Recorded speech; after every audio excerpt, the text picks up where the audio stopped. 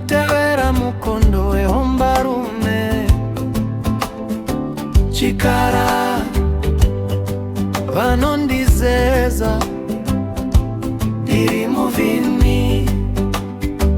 Sango rinodzvova rinodedza ndonda.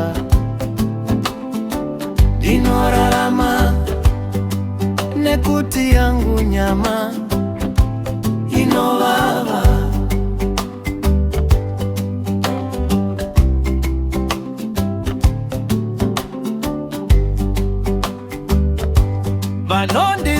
Vanondisema kwete, vanondizeza, chero kusandizeza.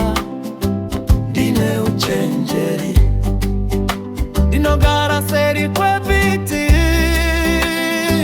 ndinopinda bako. Meso angu nenyuma yangu zvinondichengeta.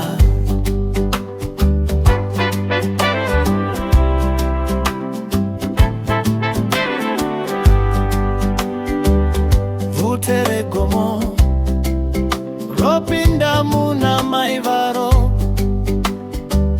Ndiyo nguva yerubunza wayeni. Hombiroro nangachiro. Ndiyo nguva inomuka ombarume.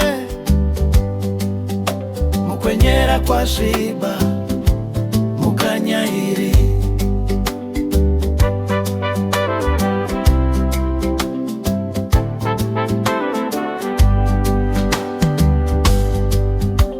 Nerima meso angu anona.